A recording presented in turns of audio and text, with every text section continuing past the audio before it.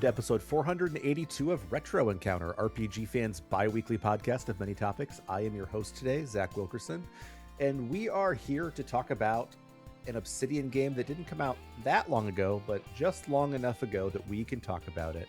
And that game is Pentiment. But before we dive into that, let me talk about introduce, I suppose, the panel, starting with you, Matt. Brother Zachary. Hi, Matt. That's excellent. Hi. And Aleks. God bless you, Zach. And Hilary. God bless you, panel and listeners. Excellent. And Ben. Hello. Yeah, thank you. I still think someone will be the straight man here. Well, as you can tell, Pentiment is definitely a game about stories. It's a game about the stories we tell and sort of how they're passed down or not passed down. Pentiment, I know that a lot of listeners are probably like, oh my gosh, what is this adventure game, RPG, pretend thing that they're about to talk about? Well, if you don't know, maybe you should stop listening and go play it because it's amazing. Pentiment is one of my favorite games that I've played in the last 5 years, honestly. Just a fabulous experience. So those of you who haven't played it before, Pentiment is a game that Obsidian developed, comes out in 2022 on PC, if I'm not mistaken, and then it comes out on consoles in 2024. And it is very much in the tradition of sort of a walking simulator, but there's a lot of choice. You still get to role play a lot in the context of it. It takes place in sort of medieval, I guess it would be Germany, right? Correct if I'm wrong on that. Mhm. Yes, medieval Germany. And you start off by following a painter, but it's been a game that's been the idea has been sort of floating around for a long time. The creator of Fallout New Vegas, or the director of Fallout New Vegas, Josh Sawyer, is actually the director here as well, and he also did the 2 Pillars of Eternity games. So we there's like a sort of a pedigree of quality here, and it really does follow through to this game. And it's a game they thought that wouldn't be commercially successful. I think that eventually only 13 people from Obsidian worked on it.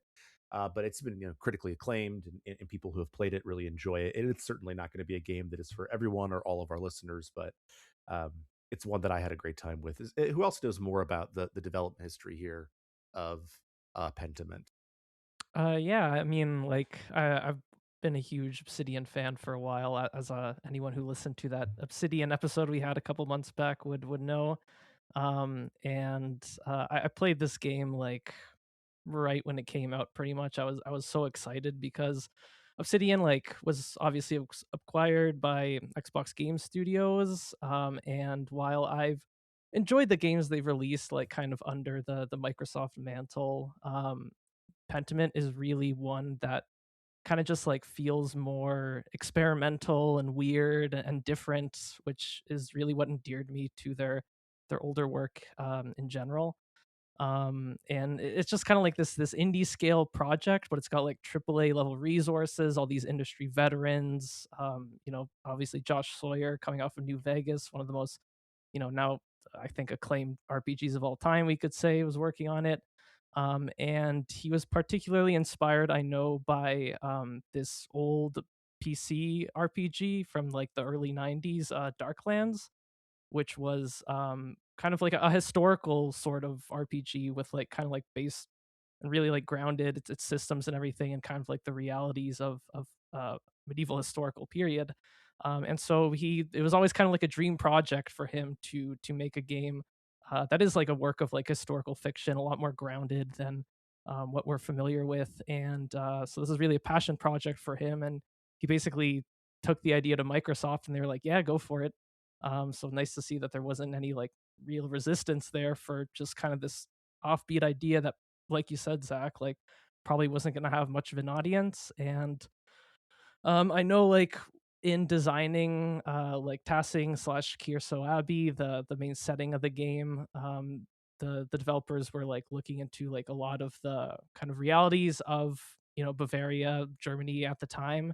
And so all of the stuff we see in the game, from like kind of the build to like the different like kind of like architecture, is all pretty grounded in that, with like a couple of caveats. Like there wouldn't be like a mill necessarily or a printing press in such a small town, but the developers like mostly were able to like stick to what things were like at the time, and create something really interesting out of it by like just synthesizing all these facts about like the time together. And I think they made really something really interesting about it. Something like also notable about the release of Pentiment, it came out in 2022 on Windows and Xbox, and it was one of the first like Xbox exclusives that went multi-platform in 2024 to like the Switch and PlayStation 4 and 5. I think at the time a lot of people were like expecting Halo and like big names like that, but this game kind of quietly spread, and I think like it got a lot of attention that way too, a lot of momentum. It's pretty unique in terms of design, because like it is an RPG kind of like, there's like elements of like character building you wouldn't have in like a pure adventure game, a lot of choices to make, even if not all of them have like really like big level consequences that we're used to seeing in our RPGs. I think like the biggest like design inspiration for it was Night in the Woods, which is also kind of like looking at life in like a small town, obviously in a way different setting, but mostly focusing on like talking to characters, having these like little mini games sort of like aspects, just like add a little more flavor into the gameplay, but really just being like a story heavy game with like a big focus on the writing, which I think is just really, really excellent here. We talked about this in the like Obsidian episode a little bit, but like I made the comparison between this and Planescape Torment, and of course like a lot of comparisons exist between this and Disco Elysium, of like retrospective role playing, where the decisions that you're making are things that your protagonist has done in the past, which I think is kind of Mm. unique, and it just feels like you can react in any way, but it's like it's telling what you did 7, 8, 10 years ago. You know what I mean? I think that's kind of unique in the RPG space. Right. And how that affects your current options, conversations, interactions, knowledge, etc. The way that you get the opportunity to make just enough choices about who your character is going to be. But it's funny that you say that there aren't a lot of consequences, Alex, but like you literally get people murdered or killed because they deserved it. Maybe, I don't know. Big There aren't a lot whoop. of consequences. I mean, there are consequences, but like it's not. There is an end point. There is going to be an ending to this, which is actually didn't really quite expect it because and Ben, I know you've actually read this book. I know that like the Umberto Eco book, Name of the Rose, is that what it's called? Yes. Um, Heavily inspires this game, right? hmm And there's a lot of pieces and parts of that that you see here, but like that book, which I know about but I haven't read, is very a postmodern in the way that it presents things, and this game definitely has like twists of that throughout, which hmm is why I was kind of surprised, and we can get to this later, why it ends differently. But like, what are some inspirations you see here from that? Yeah, I mean, I think there's a lot of comparisons you can draw. There's I think in a lot of times in the like telling of historical fiction, that there's a sense that like the issues and kind of personal struggles of modernity often don't feature in those kind of stories. Like they're telling like a sanitized version of history. And I think part of what In the Name of the Rose was trying to do was like dispel some of that. And I think Pentiment also does a lot of that. So you have things like, the monks, like many of the monks are having sexual relationships. Some of them are homosexual relationships. You have, there's obviously the murders happening, and there's a lot of also like material conditions of both the peasantry, the people in town, and the monks and nuns in the abbey that are kind of in conflict with one another. And I think that those aspects where you're taking kind of a more I don't know if you want to say like modern socio political lens to history in a way that I think a lot of stories that are kind of set in this sort of historical period try to avoid sometimes. I think that's really what it's pulling, but it's pulling from, it's a very different setting. Like In the Name of the Rose is set hundreds of years earlier, at kind of the height of the powers of the Catholic Church, in a lot of ways. But Pentiment is more based around the start of the Protestant Reformation. The 95 Theses of Martin Luther, and then later the second part of the game is based more around the German Peasants' War and the 1520s, and then after that, it's kind of even further beyond that when the Reformation has kind of taken hold, and then there's a lot more. The church is kind of waning in parts of Europe, and Protestantism is kind of on the rise. So those things are very different from In the Name of the Rose. But I think that core idea of like, what if you have a murder mystery set in an abbey with a bunch of monks and the kind of thematic elements of like the church and theology and faith and belief conflicting with like the very human aspects of like lust and murder and power over people and wealth and um, how that corrupts people. Those are things that I think it's really pulling from that, and that play well here in a very different setting and a very different time period. Yeah, I didn't read the book Name of the Rose, but I did watch the movie adaptation with Sean Connery. Oh. And there were Is some that your Sean Connery impersonation? yes, Alex? I'm Sean Connery, yes. The Name of the Rose. The Name of the Rose, yeah. Next time I try to speak French, I'm just going to point out this happened. Fair enough. But yeah, I even saw like a clip of Josh Sawyer commenting on how like in the film adaptation of Name of the Rose, like they had to, like, because all the actors were wearing like the same kind of like monk garb, they purposely hired people with very like distinct visual features to make them like more kind Stand of out. visible. Mhm. And that's kind of what they did with like the character designs of like all Yes. the different monks too. Like they're all like different shapes, like very different facial expressions. Yeah, it looked and very things like cartoon that. saloon to me. Sorry, I didn't mean to Yeah. So Yeah. I thought that was pretty neat. And also there were just like other things from the movie that were just like straight lifted as like plot points here. Like the thing of like secret text being written on a parchment with like Mhm. lemon juice and like holding in front of a candle to expose the invisible text. There Yeah. being like kind of like a secret passage to the library. And also like just having like a main character who loves books so much they throw themselves into a fire to save them. There's some very like direct kind of lifts from Name of the Rose in here, which I thought was fun. And Yeah, but I it's in also a know very different context though, and I think that they do. It's like those elements are like they're referential in a way, and they're like if you're familiar with In the Name of the Rose, like it's like, oh, like there's kind of a nice continuity there, but I do think it's not too heavily reliant on doing what has been done before oh in no, that book. Yeah. definitely not. Just those little details I thought were fun little Easter eggs like towards the inspiration. Yeah. Maybe the big difference is like The Name of the Rose, the main character, the detective, is a monk himself, whereas the protagonist in Pentiment is like an outsider, right? The journeyman artist, Andreas. So I like that, like his perspective allows him to be like the middleman between the peasants, the town, and the abbey. I think that's really And like also vital. the player, I think, right? Yeah. Yeah, I think that I think that people use the phrase like the city is the main character, like with The Wire. They're like, Baltimore is really the main character. I'm like, yeah, sure. Sex in the You're City. right. Shut up. But like here, like Tasig really is like sort of like the people of Tasig is like a community. Like the murder mystery is here, right? So like we get two sets of murder mysteries. We get the first one and we get the second one. The set 7 years apart, is that right? Yes. Mhm.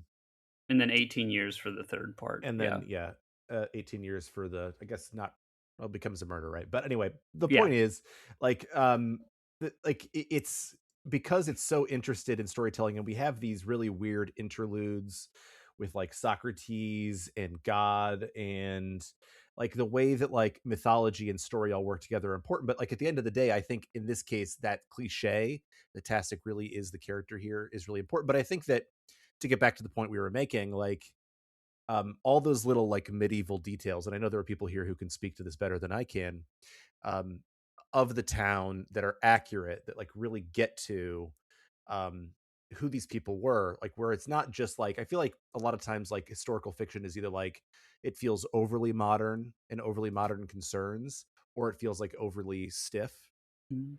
and old. And here, like I feel like the way they brought those two things together felt really real, but also really interesting sort of thematically. Yeah, like there's a sense of like they adhere very much to historical fact in terms of the setting and the kind of things, the jobs that people occupy, and the kind of uh the conditions that they're under, and the kind of things that are events that are happening around them and affecting their lives. But they don't add a lot of that like artifice that you see in a lot of historical fiction, where people, it almost feels like people are almost like unrelatable to like the modern day. Like there's so much here where they're just like, people are just like shooting the shit and gossiping about each other, and the kind of problems that they're like, the interpersonal problems they're having are so human and so relatable that it kind of like cuts through a lot of that. I don't know, the kind of set dressing that they've put around it. And so even if people talk in a different way, or they may reference things that are unfamiliar to you, the kind of core identity and personality of all the characters, I think, shines through and is very relatable, to people that you would know in your own life or situations that you've experienced. Yeah, I And mean, I I also, think. Oh, sorry. go ahead. No, go ahead, Hilary. Go ahead. I was just gonna say it's a really like identifiable small community, right? Hmm. Like I think you could easily imagine some of those interactions, obviously in a slightly different way, slightly different set dressing, but happening in a more modern small town. Hmm. Yeah, absolutely. Absolutely. There's the same, people, somebody's cheating on their husband with somebody else, and somebody's, has a crush on someone, and, people are arguing over a bad business deal. It's just all those kind of things. And that you see in, any kind of small town murder mystery caper appear here. It's just presented a little bit differently than you would be used to. And I think too, one thing that really helps, which we haven't mentioned yet, is like the glossary. So when you can pause the game during any conversation and pull up, terms will be highlight like underlined in red, and then when you bring that up, it'll kind of explain whatever that term is, or proper noun, or what have you. Which I think is super helpful, because that makes the setting intelligible to people who don't have a background in this time period, because anytime characters reference something, you can just pull that up, and then exactly, oh, here's what this place is, or here's who this person is, or here's what this theological term or church title means. And I think that's integral to making this game actually work, because I think a lot of people would be really confused without that. Absolutely. But what I like And about the game is that like it is intelligent, but it doesn't feel like it's trying to be like highbrow. Like Yeah.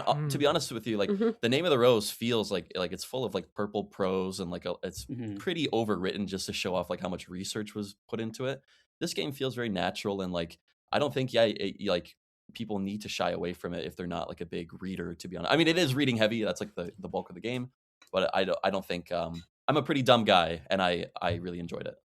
So. Yeah, and I think part of what you're, Matt, what you're getting at is like the focus to be choosing the focus to be more on the peasantry and the people in the town, as opposed to just being set in like the abbey with the brothers and the nuns. I think goes a long way for that, because the peasantry and the people in town have a much more approachable way of speaking and a much more approachable like manner about them than the people in, the monks and the nuns. And I think too that like serves to create that kind of distance between the two, where characters like Ferenc or Garneau will they kind of talk in that more like high brow way, right? Reflected in um their, like, Well, scripts, yeah, like, the scripts yes, in display. exactly. their Yeah. scripts. Yeah, yeah, Yeah. Which is exactly. oftentimes actually difficult for me to see, which is like, I think that's the point, so I'm gonna leave it Yes, on, yes. but that's frustrating. Yeah, and that's something too that you guys referenced with your intros that we haven't talked about yet either, is that everybody, depending on their occupation or their status, they have a different way of like displaying text. So like all the people who are related to printing, their text appears as like printing blocks. and then everybody who is in the monks, they all have like a more like calligraphy style, old manuscript style script, and then that you'd see in like illuminated manuscripts, and then um, the peasants are all just like chicken scratch, basically writing. But I love the um, detail that, like, when Andreas learns more about a character, like he learns a peasant knows how to read, the script will yes, change on the fly, and yes, I thought that's such a cool, like they change with Andreas's perception of them. I was just yeah. about to mention that. Yeah, and it fits in so well with some of the other little like manuscript kind of details that are authentic. Like it's really neat how everything blends, like the glossary, and then you also have little details like quite often when someone mentions like God or something religious or there's something that needs emphasis, you'll see a pop of color Hmm. uh Hmm. in the person's script. And then the ink splatters when characters are angry. Hmm. I like that a lot too. Um Oh yeah, and or like the box will like shake also with that little rattling yes. sound. Yeah, That's Hmm. really Yep. good. Hmm. and the And there'll be typos all all the these time. like, yeah, Yeah. the type, oh yeah, the typos. Yeah, that's interesting. I wondered, are they trying to like imply that like Andreas is like possibly dyslexic or something? Like that's, I was curious about that because it's always like Backward. what letters, yeah, or letters swapped around and things like that, or like Huh. letters that are similar to each other, like an O and an A being swapped or things like that. Yeah, I Mm. think scribal Interesting. errors for the Yeah. written, and I think for the typeface, actually, they tried to make it actually somewhat true to how like early printing worked, which was reversed and then printed. Oh, I see. Yeah, yeah, Yep. that makes sense. Yeah, that makes sense. Yeah. Yeah, I think the typos are also supposed to be partly to like reflect the literacy of the character that's talking at the time. Like Oh. Hmm. less literate characters will have more kind of typos and going back. I think the ways that the text will come out will also be like a different speed depending on like if the person's like an experienced writer, for example. Like I know brother Adoc, like Mhm. his writing like comes out super fast because he's like really experienced in it. And apparently like all this like it's like seems like a just a quaint little detail, but apparently like all this typeface stuff was like really difficult to program. So it wasn't like just like kind of an easier option as opposed to like voiceover. Like this was just like painstaking work done for like the sake of authenticity.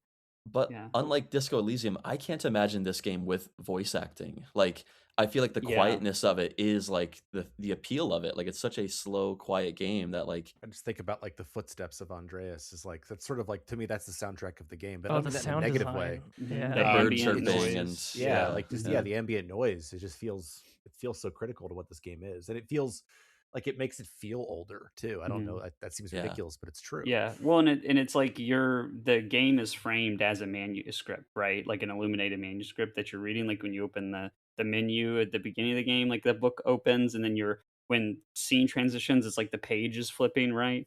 So I guess it's also without voice acting, it really kind of, you know, it kind of keeps that feeling of like you're reading a book, right?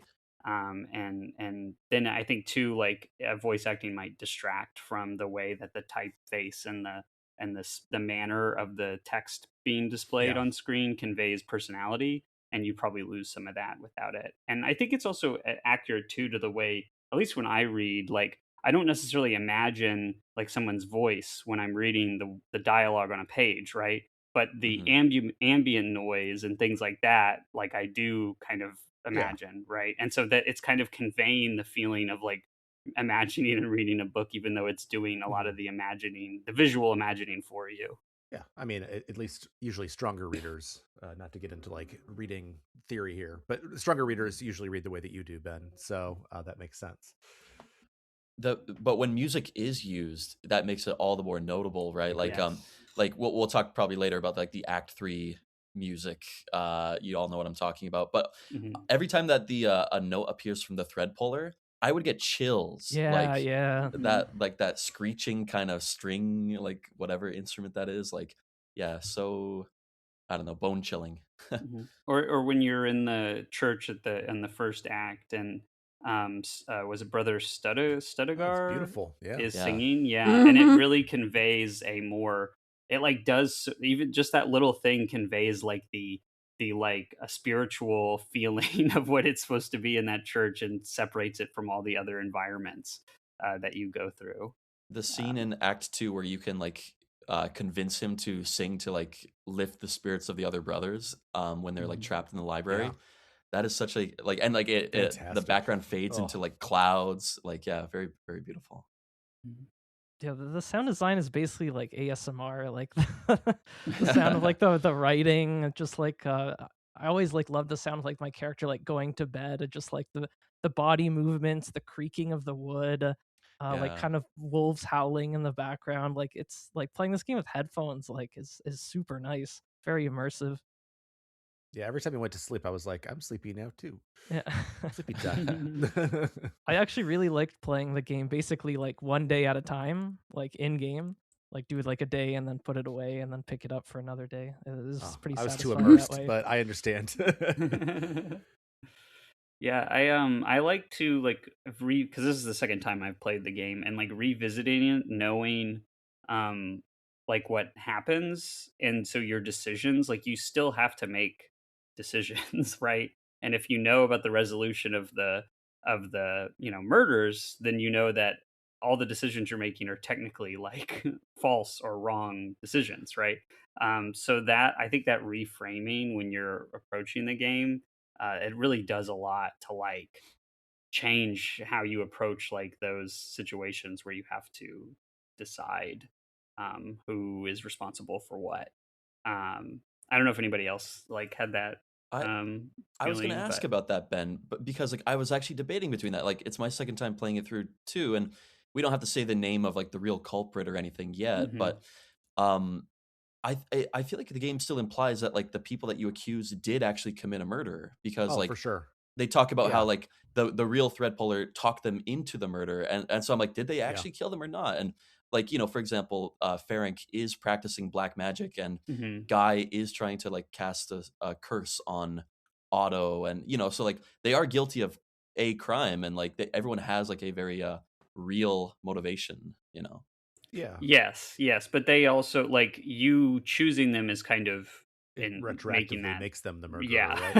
Right? Um, Right, Yeah, right, that's right. right. That's right. Yeah. yeah, I think that I think it'd probably be good to talk sort of about like the structure of a given chapter now. I mean, or a given act, because the way I was playing it, I was like, all right, I have like this certain amount of time, and I don't know what events are going to move time forward. And even early on, I sort of recognized that like really the point of this game is my interactions with the people in the town, Mhm. and who I accuse of the murder doesn't really matter. I didn't realize it didn't matter in the way that it did. Although I got to be honest with you, early on I called like it just makes sense for this dude to be the one who's pulling the strings, like the one who's writing these things down. I've played too many murder. I've played and read too many mystery novels in my life, which is why I was disappointed that that was the answer. But I like that the game gives you a time frame, but it also allows you to like sort of explore within that. Like I was reading our initial review from Bob, and he said he spent like 30 hours in this game. I'm like, how is that even possible? I think I beat it in like 13 or something. Um, but I really like the way that it sort of makes you really pay attention to like who you spend time with, and it makes it a lot more replayable too, because like there are certain checks in place that Mhm. you may or may not pass depending on the sort of build that you choose. So like I'm curious, like what builds were you guys rolling with in either of your playthroughs? I don't really care. And like how did you choose to spend some of your time, and like what sort of made that decision for you in terms of how you spent your time? Yeah, well, I think the game does a really good job of, it never gives you enough time to fully investigate every possible lead. So you're always left with like, even in the second playthrough, I was still left with like, things that I didn't necessarily experience. Like in the second part, for example, there's three potential people that you can, accuse of the murder, and one of them was not even an option because I didn't investigate that line of inquiry, right? And so I think I don't though I would like so I think that makes it also more replayable because you always have there's always something left that you're like, oh, I wish I would have gone down that road and seen what was there. And so there's like, so many different ways that you can kind of approach each thing. As far as like your build, I mean, I didn't I think the builds are interesting in terms of how it impacts like how you interact with characters. I don't know that I felt that it really impacted my decision making as far as like the major plot beats of the game very much. But I do think it impacts a lot of like the way that you interact with other people. And obviously like a lot of the options that you get in dialogue are tied to those backgrounds, and so you get a certain background. You can only engage in conversation in certain ways based if you have certain backgrounds. And so there's a couple interesting elements of that, like in my playthrough this time, like in the second part of the game, there's a point where the Dr. Stoles is having a conversation with a bunch of Italian guys at the top of the inn.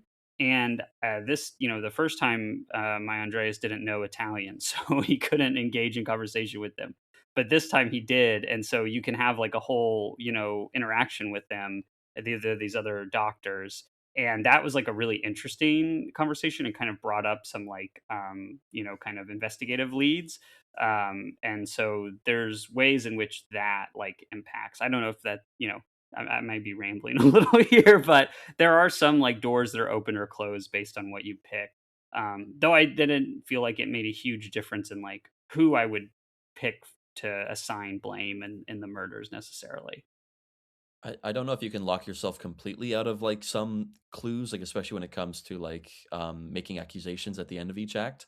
But yeah, like this time, like I have a real world interest in like religion, so I always pick theologian Hmm. and occultist because I just love like exploring that forbidden side of the abbey. Although last time, like my first playthrough, I was really like respectful and trying not to like make waves with anybody, trying to be very diplomatic.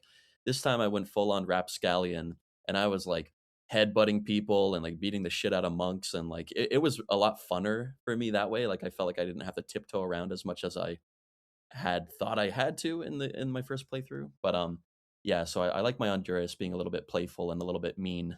Yeah, it's nice how like even though like aspects of Andreas's like personality are fixed, like I don't think there's any way you can play him in a way that says or thinks anything like bad about Brother Piero, who Hmm. obviously is like a focus of Act One, wanting to defend him.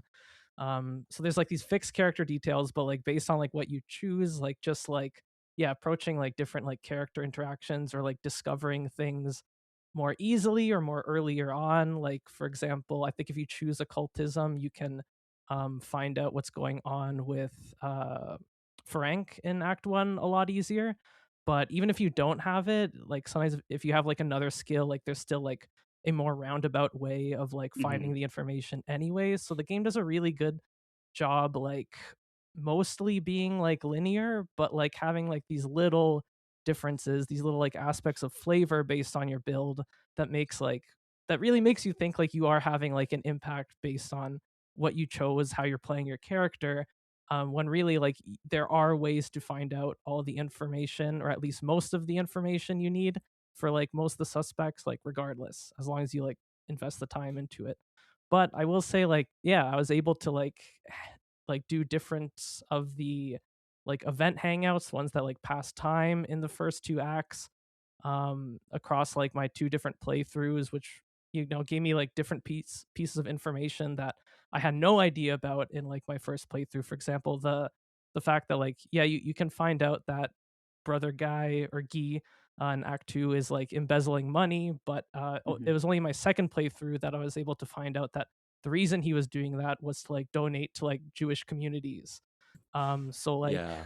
there's just like these like little Huh. like I didn't know differences that that. That's yeah. Yeah. cool. I think, well, you find out Um he converted, right? He is kind of like or his family converted at some point from Judaism, and that's kind of why he was doing it, I think. yeah, and like That I was was like doing that whole heartbreaking. playthrough like I was also rapscallion. I was just like giving this guy like I was saying some pretty mean stuff to him, but Hmm.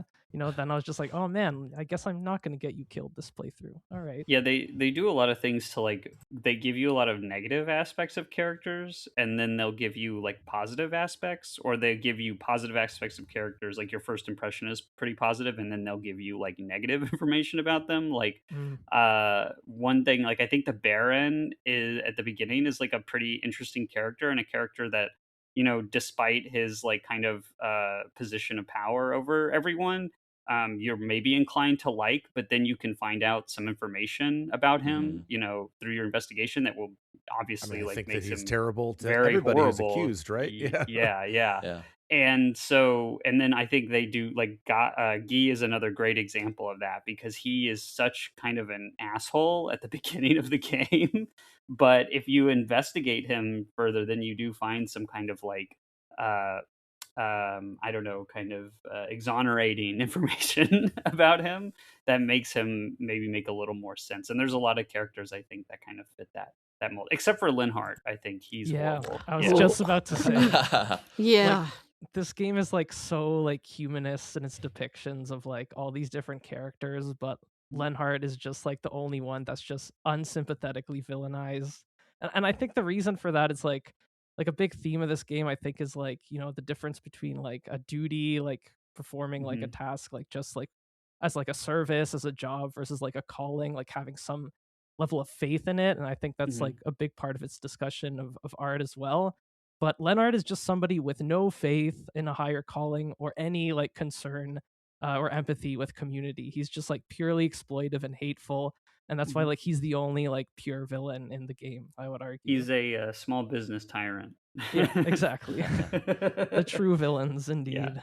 But he shows you too, like how the corrupting, like, because I think the corrupting influence of power is also like a really big theme here. And Yeah. he's like a great example of how he has, like, because of his unique position, like that he's inherited through his family, like establishing the mill, that like he has this power over everybody in the community. And that kind of just turns him into this like horrible person that just takes whatever he wants and looks down on everybody, unless they have something like transactional to offer him. And it feels like so much of that, those aspects of him come from having that position in their society. And the same is true, I think, of the abbot to Gurnot. Yeah. Yeah. Yeah. Because he becoming abbot just like completely changes his personality, and makes him so like, I guess, vengeful against the populace of the town.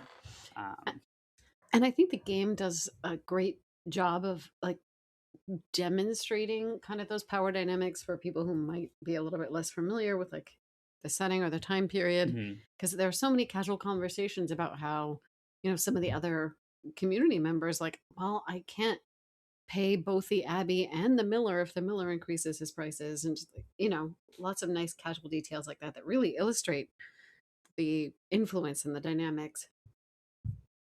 Yeah, I The mean, even Yeah, like the first side quest of the game, right? yeah. Where you have to decide whether you're going to take money to pay the rent or not. Yep.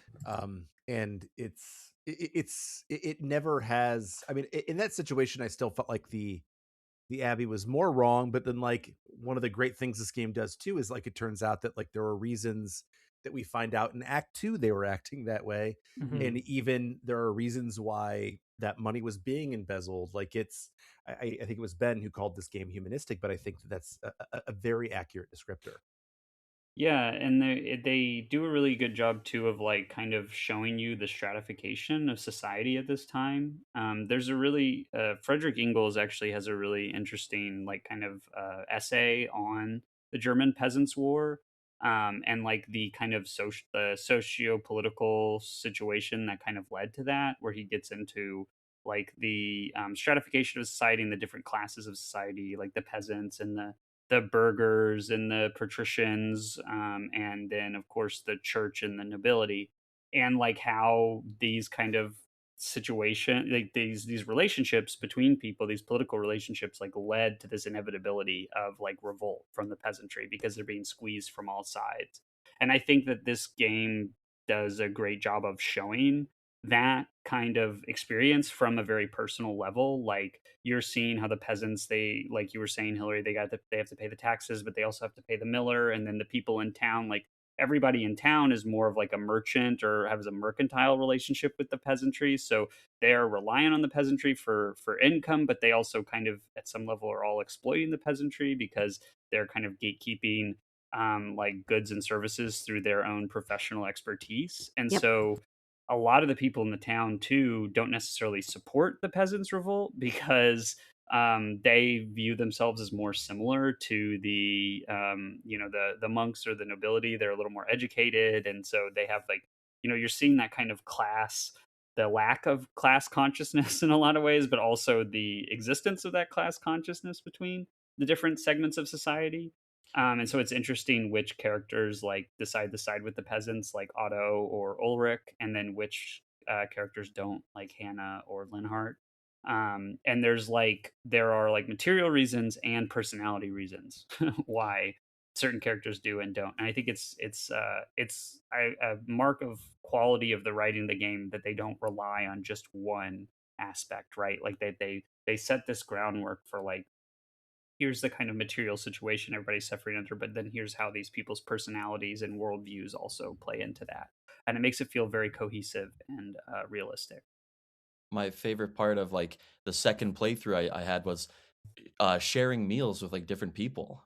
I think that's a Mhm. huge part of the game, is like, it's broken into this kind of persona style day structure where it's like, this is going to take time. Do you want to spend time doing this? But between each of those actions, you can have dinner with just about anybody in the town or in the abbey. And there are so many like character insights that I didn't know about because I just didn't eat with the person like on my first playthrough. And talking about like emotion and motivation, and you can get clues as to like the story too, but like it's more just about fleshing out the personalities of like the townspeople and making them feel so real. And I was gonna say, like, speaking of the struggle, the beginning of Act Two, when you return as the older, richer Andreas, and you're having that meal with Peter's family again, who housed Mhm. you in the first act. One of the saddest scenes I've ever had in fiction, of just like Ursula, like the little girl is coughing because she doesn't have enough food to like be Mhm. healthy, Yeah. and Peter is so bitter and like trying not to cuss out the church all the time, and like his wife is Mhm. like, don't say that kind of thing. Like, what a tense scene, and like Yeah. nothing you say as Andreas makes it okay. Yep. Like you, Yeah. no perspective you can take will Nope. be like, And another detail in that meal is that they gave Caspar and Andreas their only Yes. like bread. yeah, And Caspar can try to give the bread to Ursula, and then Peter will refuse because it's like a point of pride for him yeah, that yeah. they've given their guests the bread. And so you can see it's like, oh my god, they're like so bereft that this is all they can do is like give the bread to their guests, and then they have none for Mhm. themselves. It's very heartbreaking. Yeah. The food itself actually kind of, I think, contributes to this too. Did anybody eat with the Baroness? Because Yes. I did. I was like, oh, Yes, she's I gonna did. have the best That food. was a nice meal. Yeah. It was. I was like, dang, dude, this is how I would eat now. Yeah, and Um, the abbot as well. Like he has like a very Yeah. lush Yes. meal. Yeah. Oh yeah, Yeah. that's especially bad because like in Act Two, when like you've been dining with the peasants and like you saw like how little they have, and he's just got like this beautiful like buffet for you with like Imported wine from and everything. yeah. Mhm. Yeah. Yeah. One of my favorite meals is if you eat with Sabhat, who is the monk Mhm. Yes. from the Ethiopia foreign or monk. something? Yeah. That's one of the Yep. best He's scenes Ethiopian. Yeah, I think so. Yeah. Yeah, in yeah. the whole game. Yes. Yeah, I and saw this. so you have a meal with him, but you're eating in the shrine, and so a bunch of the villagers will come to the shrine, and then he tells Bible stories. But then when he's telling the Bible stories, like the illustrations of the Bible stories, all the people are African, like him, and then some of the children will like ask about that, and then he just explains like, well, from this is where I'm from, and so where I'm from, all the people, all the Jesus and all the people in the Bible look like this. And it's like such a powerful moment in this game, and also like such a rejection of like, there's this kind of discourse around like historical settings, and does like diversity belong in historical settings? Of course that's like ridiculous, because humanity's been diverse as long as humanity's existed, and obviously there was a lot of like cultural exchange happening even at this time. But I just think it's such a great way of like showing that, and showing also the like influence and expansiveness of Christianity at the time, that people from vastly different backgrounds or walks of life like have this shared experience and these shared stories, but told in a different way, and that you can appreciate the kind of differences through Yeah. through that. Yeah. And I love that, like, you briefly mentioned the visual style, but like all these, you know, there were definitely like some centers of Christianity in Ethiopia in the Middle Ages, and I really like how the visuals, like, really several times throughout the story, like when you kind of go into a manuscript, which is what happens during this meal when Sabat's telling Mhm. the story, um, really reflects like kind of how some of their manuscripts and like their visual style would have looked. Hmm. Yeah, yeah, and And I think by there's age even too, like yeah, the and characters' and age. there's even differences with like the type of like clothes they're wearing and Yep. the items that they have, and the child characters will like comment on that, and he'll like have to explain like what the differences are and everything. It's really interesting. And sorry, Matt. Go ahead. No, no, yeah, yeah, like the same thing. Yeah, it's like both their nationality, I guess, and their age. Like, brother Edok and like Piero, or yeah, Piero, they look like thicker outlines, and like their animation style is different from the younger characters. And then like the Hmm. the children characters are like cutesy and rounded, and you know, I think that was like a very conscious choice as well. Like, yeah. If you don't get your hat stolen in that scene, do you get to keep your hat the rest of the game? Because my hat got stolen there. Oh, I think you I let her do. keep. Oh. I let her keep the hat. Yeah, of course. That's what I was just Yeah, yeah. curious. Like, But if you don't do the scene, do you still have the hat like in Act Two? I don't think Yeah. Act 2 Andreas has a hat. I don't believe. Okay, fair enough. He's got like a feathered cap when he's outside, a rich Yeah. hat, Yeah. a rich guy's hat. Yeah. Fair enough. Yeah, yeah. And it took me a while actually to be like reminded how potentially bad that actually could be to not have a hat and to have Andreas wandering around like without a hat for the later part of Act One, or after you eat with the bot. Um, that could be seen as disrespectful, uh, especially in some places. And also another really neat detail with that is that I think he takes his hat off when he's in churches. Yeah, but things like the getting your hat stolen and like seeing that like be passed down through generations like throughout the game, like those are the little like choice consequences in this game that I think like are the most satisfying to witness. Like another one that I really enjoy is like in Act 1 when Ursula's like Andres is trying to sleep and she wakes him up by like poking him in the foot, and like she asks like to hear a story, and you can either tell like a kind of like grounded story or a more like fantastical one. And if you like tell her a fantastical story there, she'll like remember it in Act 2 at the beginning when you like see her again. And then you could tell her like another fantastical story, and if you've been kind of like feeding her imagination like that, in Act 3 as Magdalene, you can basically like push her, like you see that like she's become more like accepting of like the paganism that like Il Peter is like invested in, and you could kind of like push her more towards that, and like her personality is kind of different. Yep. So there's like this Yeah. like all across these 3 acts you can like see this character like develop in just like a little subtly different way, like based on like some of the choices you make that seem so inconsequential and that seem so like kind of like plainly human in the moment. And like that's really like the way like we can have influence on people, like not in Right. like kind of like these broad strokes of like choice and consequence, but just like these subtle little Yeah. interactions and like seeing how that like ends up nurtured. Convincing that's Paul a- to be an artist as well. Yeah. is a Yeah, big yeah. part. Yeah, Yeah. that's Yeah. huge. Yeah. I But love Yeah. that. Yeah. I think it's a really good way of putting it, though, because like so often in RPGs, when there is, as you said, choice and consequence, right? It becomes like this sort of binary thing where it's like they're either this or they're that. And the reality is that in real life, our interactions with people, they can have consequences, of course, but like they're not going to change them from like a saint into a murderer. And I think like the subtlety of it, and like and that also kind of makes me like the way that the game kind of moves us towards the same end Mhm. to some degree, but like these people still are these people, even if they have like these very subtle adjustments and changes over the 30 odd years that we get to know them. Yeah, and it reminds me of like something like Piero tells Andreas like in one of their first interactions, where like most important thing when creating art is like putting a bit of yourself into it. And I feel like Mm. that's what like we do in a playthrough of Pentiment, even though like Mm-hmm. we're moving towards like the same ending. Like it's not necessarily about these like telegraphed big choices and consequences, but just subtle ways we influence people, the small ripple effects that we have, and like a playthrough of Pentiment is like us putting ourselves into this story and like seeing what comes out of it. And I mean, like I guess that's what we do like in RPGs with choices as a whole, but Pentiment just kind of like more like micro choice, like kind of humanistic kind of decisions. Like I feel like just takes that to like another level, and the way it like blends with like the larger themes as well.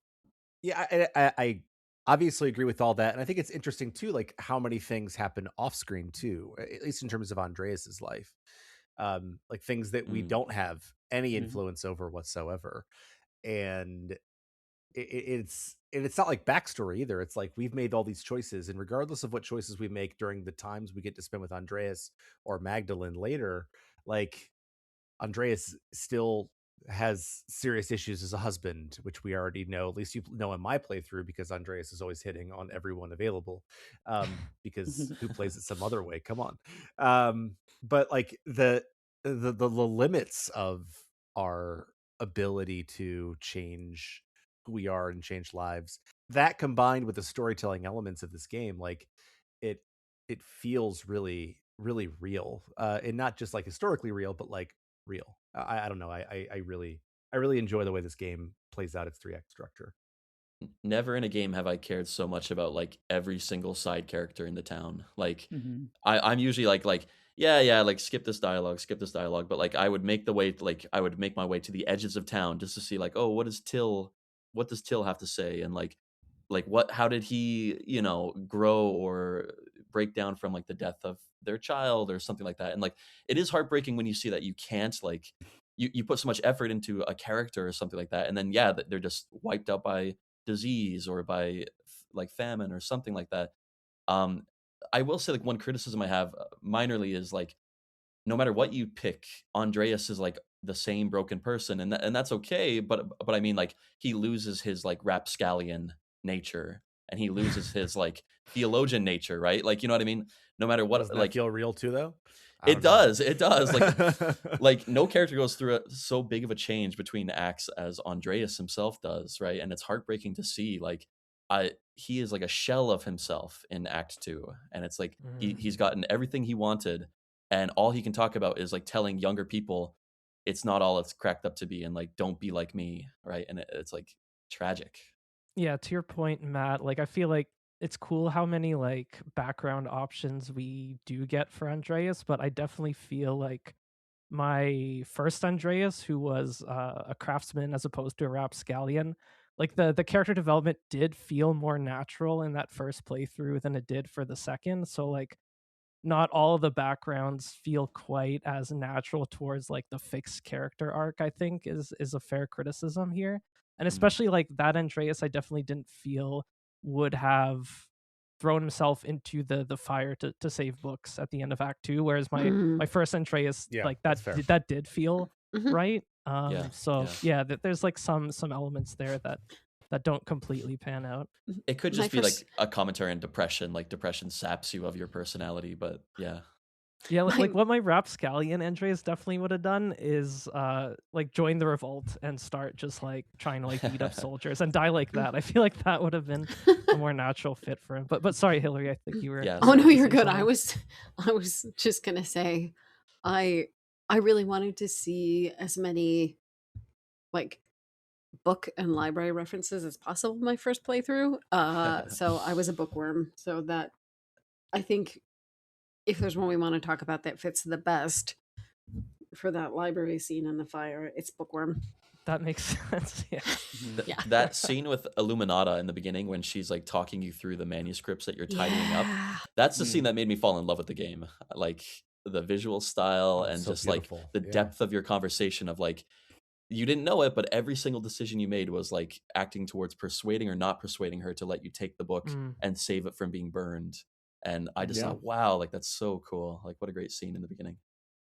Yeah, I think too the choice like thematically to set the game in this time period with like with the background of like the Protestant Reformation and Martin Luther and Lutheranism and all that, I think is like a very good choice because thematically I think so much of this game with so many of the characters are that they're kind of like slaves to this like devotion or duty or sense of like purpose that's been put on them by Mm. external forces. So Well, I mean, based on the stories that we tell them, right? So, yeah, yeah. yeah. And Divine right of there's kings.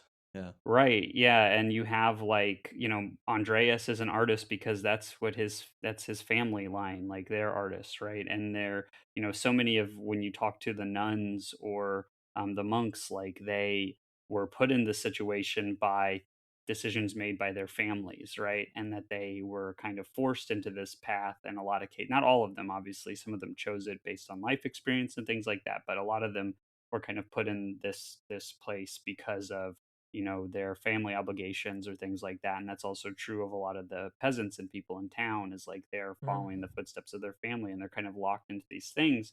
And I think part of like what the Protestant Reformation was doing and kind of breaking some of the more hierarchical aspects of the church is, Luther's big thing was like having a personal relationship with God and with your faith, not mediated through the church and not mediated through a priest and not mediated through people, somebody who has power over you and then is using that mediation as a way to have power over you. And I think so many of these examples of these characters are an example of that, right? Like these external forces kind of forcing them into these paths. And I think that's what makes Magdalene's like choice at the end so beautiful, is that she's kind of, even though she has all of this connection to the town and the people there and her, father's printing shop, she kind of is able to move on and leave and do her own thing. And I think that kind of idea is kind of pulled through the entire game. Um, yeah, and it's just like very thematically, I think, Mhm. important. Yeah, the sense of change and growth and having a more personal relationship Mm. to what your path in life. Yeah, I mean, if you look at ultimately who the thread puller is and kind of the motive Mm. there, right? It was Hmm. sort of this act of like preservation of the status quo. Hmm. Ozymandias style. Yeah. Mhm. Yeah, yeah. Yeah, Um, no, it's true. It's true. I Yeah, did. like He looked on his works and despaired, and he died. Um, I'm talking about Watchmen. Don't give me that yeah. Percy Bysshe Shelley. Get that Bish out of here. Huh?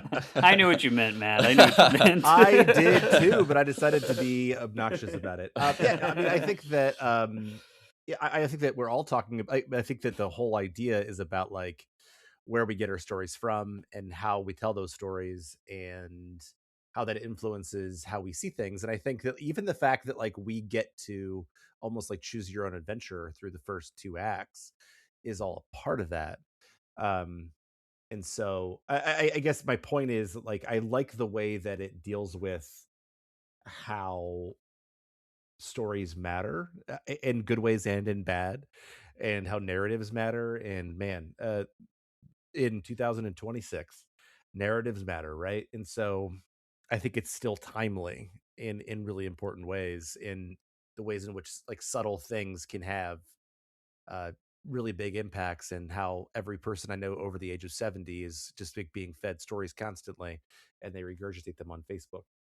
It's the same idea, really. Mm. Well, with Yeah. Sister Amelia, who's locked up, and she's like the mystic that is receiving visions from God, The and ultimate she's story receiver. yeah, and her caretaker is Father Thomas, and like you get the feeling like when you see how she changes in the very like conclusion of the game, when you rescue her, essentially, it's like, oh, you were like just being manipulated this entire time. I mean, like everybody in town was, but like her especially is like a tragic character, locked up, digging her own grave for her whole life, like by hand.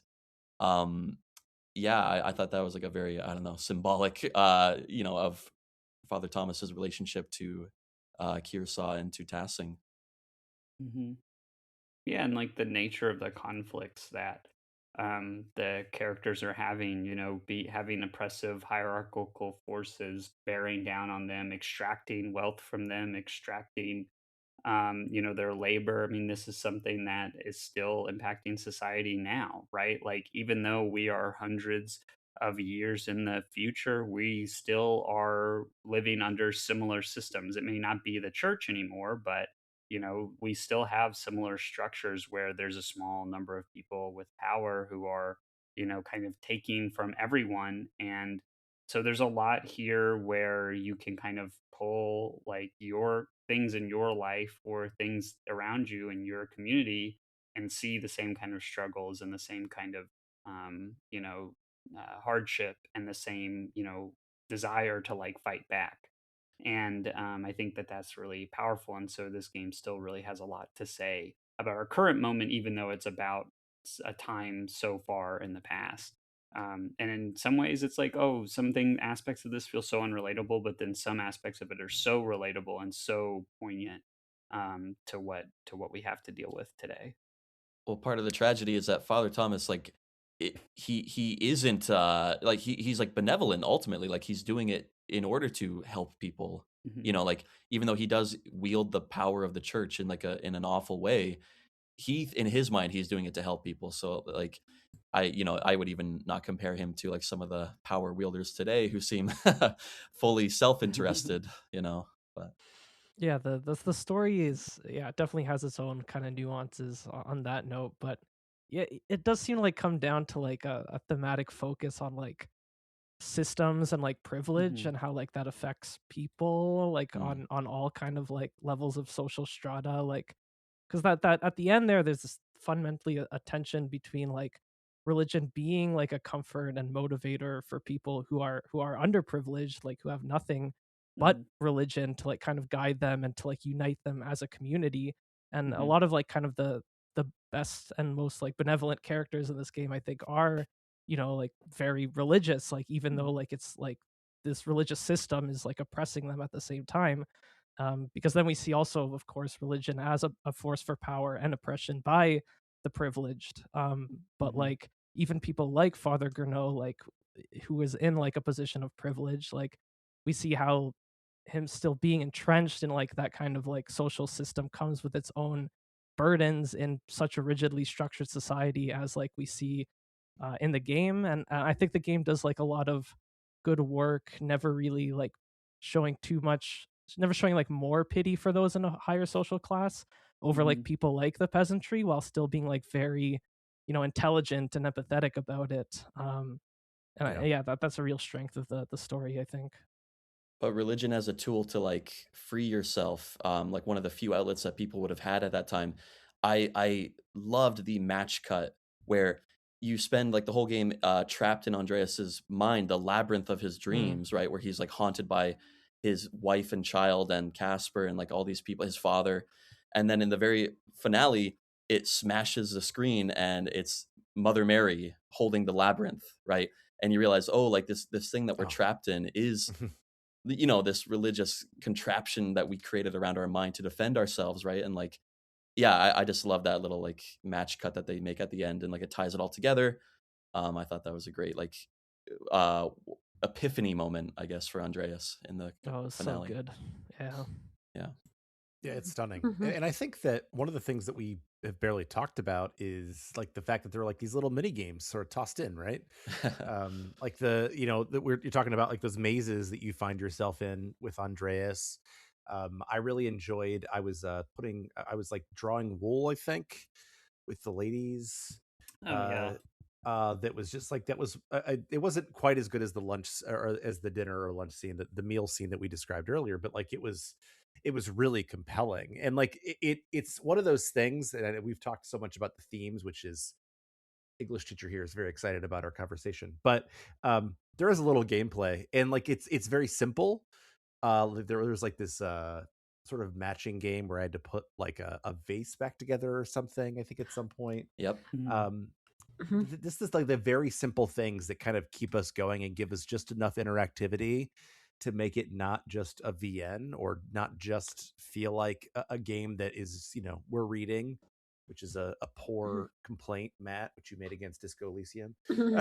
Wait. I love reading. I'm just saying, like, I can't recommend it to other. I love I how I can't- just rage baited you. I can't recommend it to other people because I'm smart and other people are too dumb. Zach, is what I'm trying to say. No, Oh my God. All right. We're getting All right. spicy No, I on really here. did. get a good Brother job with the He rage over bait. here. Well, brother, other people wish that they calm could down, just brother do the, Wardell. I'm Calm down, here- brother Wardell. They want to do Here's the cookie something- cutter minigame for the whole game, and I want to Yeah, read. well, speaking of the cookie cutter, I'm sure this is something we can all agree with. How the hell are you supposed to make more cookies out of that? I made like 5 lines of cookies, and then she's like, "Oh no, this is Oh, not no. enough cookies for the I made festival." enough. I made aced enough that over mini here. I made game. enough. Yes, I made enough What too. the heck? Enough. Me too. Me too. Dang. You just have to like Master change the bakers. angles on things. Yeah. Oh, you have to like. I see. I was trying to do neat little rows. That was my Yeah, problem. Just was my favorite squeeze as minigame. many as possible. Use the rotation and the different, just as little space between the cookies as possible. Ben, you got to get in between with the doves. That's what you're missing. Yes. You got to put the Yeah. doves in between. I know. I failed. I failed. On You third also- playthrough, you can do Except it. don't worry. the first time I did it, I think I got a complaint that there were too many doves as opposed to the other shapes. It's like, whoa, Hilary, what's So with all even these when doves? you're winning, you're losing. Oh my Jeez, god. calm down with the doves. She's a harsh critic. The moral But, ambiguity of you- this game. You actually do Seriously. get buffed if you choose domestics for Magdalene, because even after you fill out your initial cookie sheet, you get to like reuse the leftover space on a second Oh, sheet. that's a Yeah. nice perk. Interesting. My I gotta Magdalene was say- all about accounting. Or you could just get good and do it right the first time. I feel like the choices for Magdalene, like Andreas, I feel like I could picture him in like any of the roles that you can typecast him in. But for me, Magdalene has to be thorny. Like this time I played her as like I suppose horny rather than thorny, and I was like, this is weird. Like it just feels off for me. But like when she's flirting with like oats and those kind of like the young boys. But the thorny Magdalene I thought was so like appropriate to like, no, everyone doubts her role as painter and like as printer, and Mhm. like it just felt her. Mhm. Yeah, I agree. I did Thorny the Barb's Magdalene on my first Yeah. playthrough. That was fantastic. And I did like kind of a more I did like domestics Magdalene with like specialty and like reformation, and yeah, it just felt like a little bit, it still felt fine honestly, but it didn't feel as natural to the character as the Barb's version. The characters aren't, I don't feel like Andreas or Magdalene are really like a blank slate. Like they do have some kind of like predefined character Oh yeah, Um, tons. Yeah. traits, and so some of the things you can pick, like it just doesn't, certain ones definitely feel like they fit better than others for sure. Yeah. I think I was like super happy with my Barbie accountant bartering Magdalene, who convinced Otts to follow her to Prague. Did he go with you in the cart, or did he say like I'll come later? He said, "I'll come later," and Okay. yeah, I mean, it was just kind of on a whim at the end. I think I just got lucky answering the questions, but probably pretty unheard of for the time, but very very exciting for me and Magdalene. Yeah, that's a great little detail there. Yeah, in terms of the ending, like I thought that I loved the tree element of it, and the way that we saw who all the characters were and where they came from. And I don't know, I don't really know how to explain. Sometimes I feel bad as a podcast host when I say that I don't know how to explain in words the way I felt, but it's the truth. Like it just felt like it really respected these lives that in the grand scheme of history don't matter at all, right? And it respected what their struggles were and who they were, and sort of the weight of history on them, and it seems so small, but it feels so big at the same time. I don't know, Yeah. I thought it was very moving. It felt like the only really fitting way to carry out the vision that everyone was talking about, and that Magdalene was kind of given charge of at first. And so it was really cool to see it kind of expanded on a little bit and like made into something that really does fulfill that vision. With each progressive like act, I've said in the past, like I'm not a very emotional game player, but like I was really really moved by like Act 3, and just like you still feel the echoes of characters lost in the peasant revolt, and like or even like in Act 2, how like Peter never stops like praying for his like lost is it daughter, I think, that was taken from him, like before the events of the game. Just like these echoes of like characters that you may not have even met, like is felt in such a real way. Um, characters that like you could completely miss for your entire playthrough that don't really have a consequential role in the overall story and the mystery. Like they have such bittersweet, often tragic, I would say, yeah, conclusions to their stories that just like feel so quiet and so real, like you said. Yeah.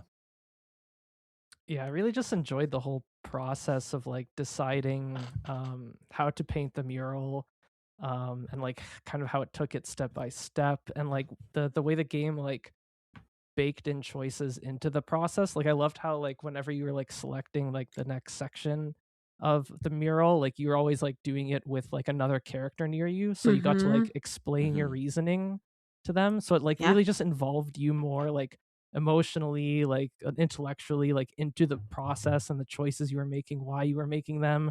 Are you like just trying to like show history, like how as honestly as possible, or are you like being really considerate of like how much the townsfolk would like it, so you're trying to like choose images that would be Yep. more kind of like appealing and like appeasing to look at, bring more Mhm. like peace rather than like brutally honest truth. I really really enjoyed that aspect Yeah. to it. And for the third section in general, when you have to like listen to the townsfolk discuss the history of the revolt, like Yeah. Oh you yeah. know firsthand from act 2 like what everybody went through and like how everything played out. But I really enjoyed that section, especially like as an opportunity like to see how like the different people perceived and have like rationalized such a traumatic event over the years, because like that's really like what matters most in this game, is not like kind of like the matter of fact of history, but like how it like impacted people, like how they processed like the events, and that's really like what it's trying to like center. So that's all like really important context, I think, like driving your decision behind like what you're deciding to paint in the mural. when you're when you're interviewing is her name Matilda, and like the Polish monk whose name I don't know how to pronounce. Um and like in the same room you have like Ulrich's wife, whose name I also forget. Like that was such a great, like you can tell that they're trying to respect each other while disagreeing, on like such a major event of both of their lives. Yeah, that was a great scene. And like even though Ulrich was like one of the people to like, one of the figureheads of the revolt, I feel like his wife was like, yeah, it wasn't worth it. Like, I wish he hadn't done that kind of thing. But Mm-hmm. he was still like justified, she says. Like, it's very complex. Oh, that's interesting because when I had that conversation with them, she expressed regret that she wasn't supporting him in the revolt and that they Huh. ultimately did the right thing. Yeah. Yeah, I think that's what I got as well. Hmm. So I wonder what the different like variations leading to that are. Yeah. You'll have to play it again and find out. Yeah. More cookie cutting. Happily. I'm actually really curious. Do we have any space to talk about like some of those major decisions, like who For ended up sure. being held responsible for the two murders and like what we chose for our murals? Yes, let's do And we that. and we have to talk about Martin at some point. I mean, like Oh that's such a boy. Oh, weird Martin. Yeah. side story. Yeah, Yeah. I in terms of the murders, I think that according to my PlayStation trophy percentages, I chose the two most common. I chose Ferenc for the first one, and I Yeah. chose Guy for the second. Me too. And they just felt like the most, I kind of got the sense after the first one that like I knew that like it didn't matter who I chose. You know what I mean? Like the fact that he was executed with, I had pretty thin evidence on Ferenc, to Yeah. be honest Yeah. with you. And they were like, they did it anyway. I'm like, okay, cool. He's So such you're a just gonna jerk, execute though. whoever. Like, Exactly. I just executed the two dudes who I thought were the biggest jerks. yeah. Because I Yeah. thought that it was all, I realized that it was all just kind of BS anyway. And like with the Martin thing, like obviously like the kid is troubled in the first one, and then like the person who's there in the second act is not really Martin, but like I spent enough time with the family to realize that like Martin is not the quote unquote Martin is not a bad person. So like I Mhm. was like, I'm not going to do it there, but like Guy is a real jerk. But I didn't realize where See, that money was going yet. I didn't know yet. I Mhm. like, so I just did it based on what I knew And about these people, yeah, and they were the see, biggest jerks, so I sent it to them.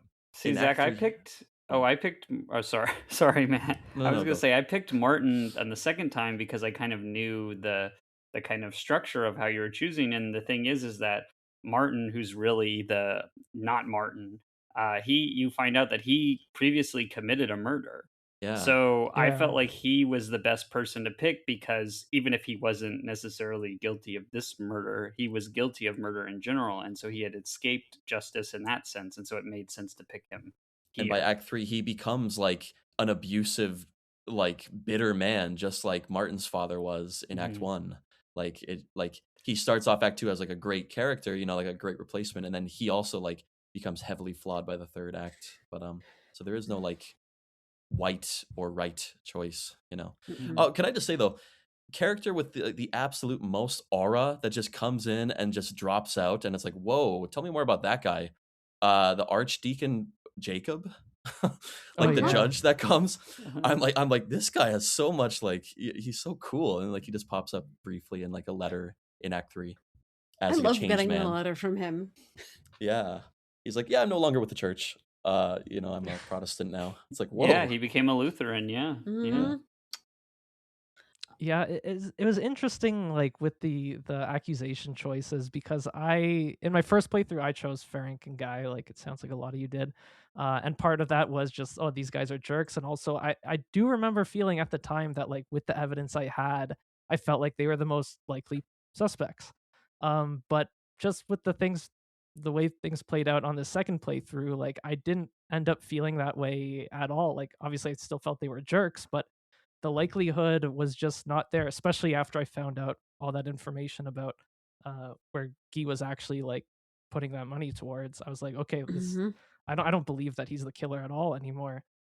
So I ended up, even though I think it's the most cruel choice, I ended up getting Lucky killed in Act 1 because it Oh, felt like the Oh, most probable. Oh, And and then I also got Hannah killed in Act 2 because hi. it felt the most wow. probable at the time, because yeah. like That's you who I picked the first time. Yep, Alex was Hannah. Yeah. yeah, that's because who you I do picked in end up Act 2. discovering that like she even like implied that like somebody should kill Mhm. Otto at one point. And she She was in the location too she was at in the the time of the murder. location. She had Yeah. a clear motivation that like the way the revolt would like negatively impact like their business. And She talks about also it with the when Miller. Yeah. yeah, and you also when you're talking, I forget with who, I think it might be the doctor Stoltz in the inn at one point. She overhears, she's like coming up the steps as you're discussing like Mhm. talking about the murder, and she just ends up like falling when it's mentioned. She gets like really flustered. So it's like Mm. I was like, oh yeah, I think it might be you. So it's interesting, like you just the way you become privy to information based on how you're making choices and progressing each act. Like your perceptions are completely molded by that. Like I Yeah. think that's really cool. Like, Although on top of his financial crimes, you do find that Guy or Guy in his like private quarters, he is trying to cast black magic on Otto. So Yeah. like Right. you can uncover like reasonable Yeesh. cause for every character, unfortunately. For every character, yeah. I actually also picked Hannah for similar reasons in Act 2, and I'm not mad about how that choice positively affected Paul and his mom. Yeah. Yeah, that's a huge change. Paul becomes such a great character in Act 3. Like I really felt for Paul as like he's so unflashy. He doesn't become like yes, you created like the next Da Vinci. Good job, Andreas. It's just like he does art on the side, and like his kids do art at the end with Andreas in that like really Yeah. Oh, touching scene, that scene was so good with the And windmill kind of just like passing sweeping over them them. away. Oh and he Yeah. names his son after Andreas too. That Yeah. detail like brought tears to my eyes when like as Magdalene, you see little Andreas and he's so cute and shy. Yeah, that was really sweet. And his sibling, who I think, yeah, because in that Is named scenario, after his sibling's Ulrich. named after Ulrich. Yeah. Yep. Yeah. That like Christmas scene in Act 3, I thought was like so needed. You know what I mean? Like Mhm. it wasn't like the happy resolution that like you would want maybe after so much tragedy, but it just was like such a respite, and like just going around table to table talking to people, drinking the beer that the guy made, the inventor made. It just was really moving Yeah. again. But Yeah, and they kind of presentation of all Oh, sorry. So go ahead, Go Paul. ahead. I was just gonna say they all kind of reflect on the revolt, and they kind of all like come to this like consensus too that like even if it was like a horrible event, that like things have gotten better from it, Mhm. and this like this way that they've established like cooperation with the town council with somebody from all aspects of their society represented there has Mhm. like really like made their lives a lot better, which I think is like a really nice way to end it. Like they've actually come together as a community in a way that they didn't in the previous acts, and Mhm. so you're kind of leaving them on like a high note. Yeah. The arc of Big Jorg was like Yes. very Arc touching. of Big Jorg. Yep, I agree. I was cheering him on during his speech. Yeah, yeah. You can't be mean to him at the end. It's so yeah. No, it's impossible. That's one barb I won't throw. Yes. But I was also gonna just shout out like the presentation of that scene, because like I think like yes, this game is writing heavy, reading heavy, but the presentation of like scenes like that where like there's so many like characters on the screen, there's so much detail in the animation, there's like almost like a cinematic sense to the way that like dialogue is delivered and like animations are expressed. Like it's so beautiful to look at. Like the game really is like a work of art with the way like the animation and the art style come together, and I think that scene was like Mm. maybe the best example of that, just because of how many characters are on the screen, the way they're like all reacting to what's happening. Like it's so good. Mhm. The timelessness and yeah, like universality of like Christmas or like another similar festival, you know, like in a pastoral narrative especially, like it really reminded me of like the Christmas pageant scene from Anne of Green Gables, which is also like very moving for me, Mm. where it's like all Yeah. small town character drama aside, we're all just coming together in the dark, you know what I mean, and like just having a Yeah. moment of merriment. Reminds me of Gilmore Girls. It's all the same. Yeah, I was gonna say it's like Redwall. Like all the meal scenes remind me of Redwall with all Oh, the hell descriptions yeah. of Aw. the food and everything. Yeah, yeah. I also want to point out, um, I really appreciate how at least Act 2 and 3 actually center around like feast days or holy days, because that is a very like medieval kind of thing to have a Mhm. romance or like a story or something Mhm. start or revolve around a holiday, which is supposed to carry some sort of, religious or cultural significance. So it was neat to see them pulling from that a little bit to have St. John's Eve and then Christmas. I feel like as Westerners, we've been so trained to like fear paganism. Do you know what I mean? So like Hmm. when you see the villagers like dressed up in like their shrouds and they're like parading around with like the flaming effigy in the middle, like part of me, especially with my upbringing, I'm like oh my god, like it's like there's a bit of fear to be found in there, which is like ironic because it's used in a way that like this is their happiest day of the year. You know what I mean? Like I really like that dynamic as well. Well, to be fair, even like the some of the characters, especially the kids in that scene, are like, "This is scary."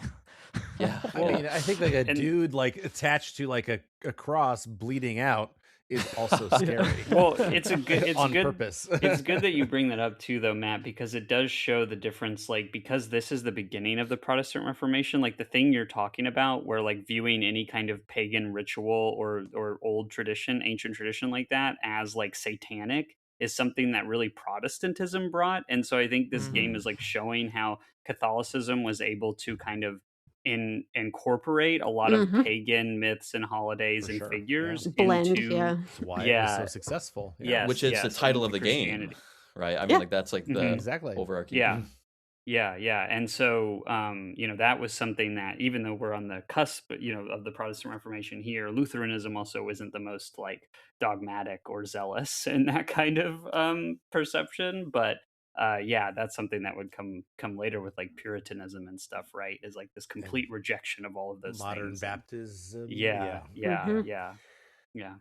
So like I know we're talking about modern baptism, but like can we talk about like our murals? Because like that was actually like one of my favorite parts of the game is like can decide like what that mural was going to look like. So what did your murals look Yes. like? I began mine with the like a very honest, like unreligious view of paganism, like gathered from the shattered urn that you reconstruct in like the Roman ruins. Um, I might be mixing that up. And then I think what was next? I had the one nun founding Kearsarge Abbey. That was my second one. And then on my third one, I had it was a peasant revolt, like aftermath of like the villagers clutching the dead and crying. And then the fourth one is blank because that story has yet to be written. Mm-hmm. Yeah, so for my first one, I had actually like the kind of wild hunt, that they talk about where, That's it. Yeah. yeah, and then and there's also like they're doing like a human sacrifice, I Yep. believe. Yep. Yeah. That's right. And then the second one I picked was the depiction of Mary, but with the labyrinth, and then the Saint Moritz and Yep. Saint Satya. And then the third one, I picked the same one as you, Matt, where the aftermath of the revolt with the characters dying. Yeah, so I remember in my first playthrough going with the more brutally honest graphic ones. But this one I like did like kind of like a more like I played a Magdalene that would want a more tame kind of like pleasant mural. So for the first one I did the story of like the pagan story of like encountering the wolf and like hearing the wolf in the woods. Then I did the saints because like that would just be respectful to the religion. And then for the third one, I did Otto giving a speech just to like show like this major figure and like how he tried to like uplift people. And yeah.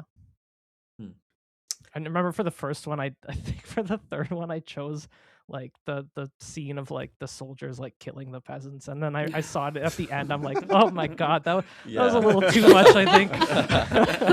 To like be permanently engraved on the wall. No. Like, woof. That's a lot. I did the Roman story, followed by the saints, so that I could say it's the same picture. Yep. And then I moved on with the to bath, like climbing out of the Yeah, bath. exactly. Oh wow! Ooh, saucy. A little bit, yeah. I like the idea of having those two depictions side by side. So yeah, Mhm. I don't I think was the Thomas liked same, that for the very record. much. I But was exactly the same as you on that front. and then the last one was Otto giving a speech. My mural was exactly the same as yours, Hilary. That's crazy. Yes. Yeah, it's exactly the same for all the same reasons. I'm sure you didn't say why Otto, but like it feels like such a critical part of the, Oh the, yeah, the history of the town, right? yeah. That's Otto's the awesome. moment you want to capture. As a character, like I appreciate how Otto, like he's not above like criticizing Andreas and like like berating him a little bit for like his privileged lifestyle, even in Act Mm. 1. Like Yeah. he's not buddy with Andreas, but like yeah, he's very like I don't know, he speaks his mind, and like he was really an admirable character. He's the real friend that tells you when you're wrong. Yeah. Yeah. Now I think that Otto, of all the characters in this game, is like in a lot of ways like the most admirable. He dies so fast in Act 2, but he's the one who stands up for what he believes in, and not saying that other people don't, but I just feel like he's in a lot of ways, like at least to my playthrough, even though some people were like, oh, it was good, it was bad, but like he sort of seems to be the beating heart of this game.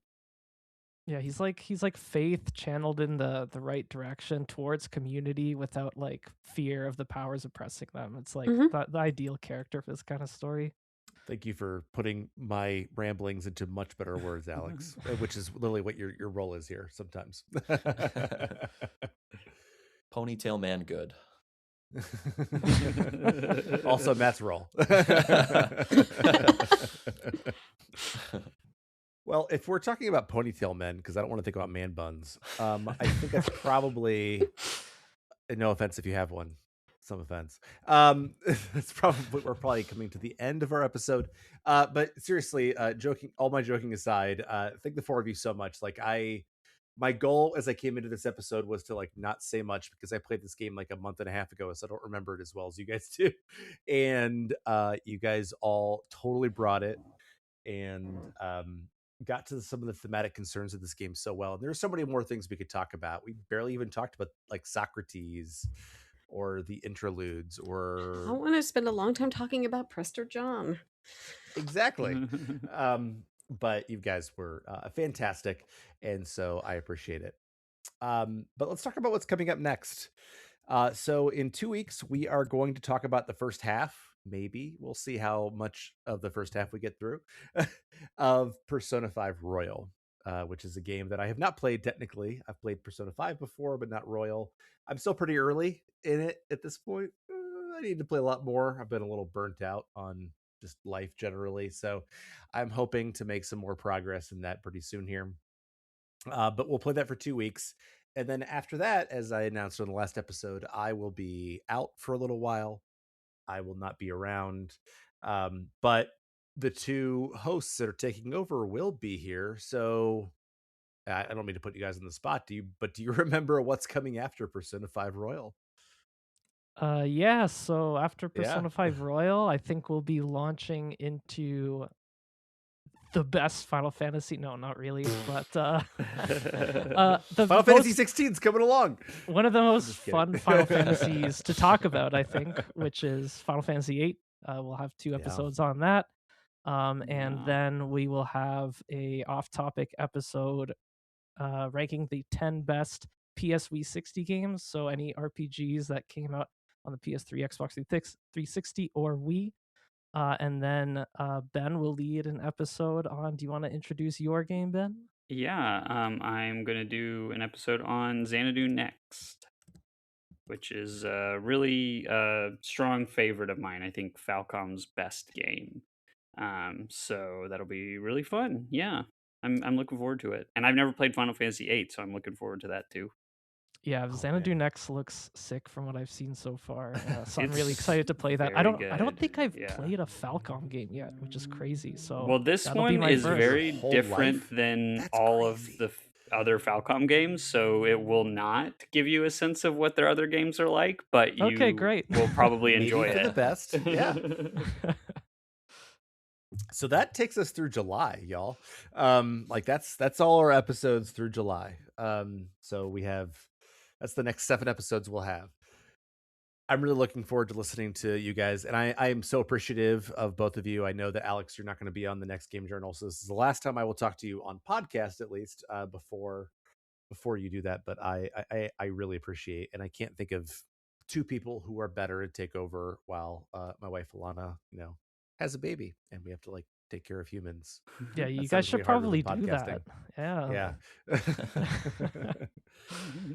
Yeah. So if you want to get in touch with us, you can email us retro@rpgfan.com. You can also follow us on Facebook, Instagram, Threads, X, Blue Sky, Twitch, YouTube.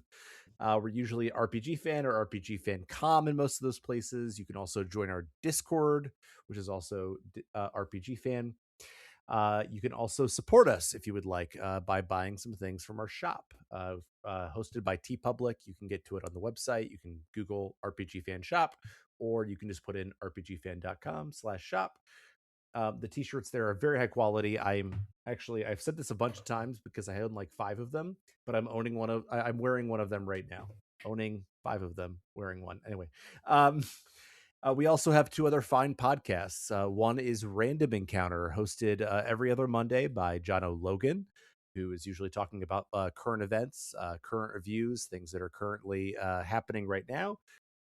And the other Monday of every other Monday is Rhythm Encounter, which is all about RPG music, usually hosted by Mike Salvato, but often hosted by Hilary Andreff, who's here with us today. Yes. And can you tell us something about some of the episodes that are coming up next? Yeah. So the next episode that is coming up is one that is celebrating Overclocked Remix, Ooh, which is a very that's exciting very topic. exciting. Yeah. I love Overclocked. It was a fun episode. And then after that, we have recently kind of conducted a pool of other episodes. So we will have more information about that shortly. But we have a few that are next in sequence after that. But Oh, excellent. yeah. Yeah, I mean, Rhythm Encounter is hosted by the 2 busiest people on RPG Fan I know, except for maybe Matt. So, like, the 3 busiest people I'm talking about right now on RPG Fan, and we really appreciate it. So, if you want to review us or any of the other podcasts, please do. We got a 5-star review recently that made me feel really nice. So, if you want to make me feel like a good person, give us a 5-star review and just say like something like nice, like, hey, that Zach guy isn't too stupid. That would be awesome. Anyway, if you want to review us, you can review us on Apple Podcasts, Overcast, YouTube, Spotify. I don't know if wherever you're listening to us, you can review us. and let's talk about where you can review the individual panelists nicely, starting with you, Hilary. So the best way to give me constructive feedback is RPG fan email. Hilary@rpgfan.com. And Aleks. You can email me at alexfranacek@gmail.com. And Matt. I guess comment on any RPG fan articles, and I'd love to respond, or read my writing at mattwardellwrites.wordpress.com. Perfect. And Ben. You can email me at benloganlove@gmail.com. Awesome. And if you want to get in touch with me, retro@rpgfan.com is just as good as Zach W@rpgfan.com. But also, if you come into our Discord, you send me positive or negative feedback in our podcast channel, I will see it eventually, and I will respond in time. So thanks the four of you so much for coming on to talk about this very rich, very detailed game that I think that we all loved, which is awesome.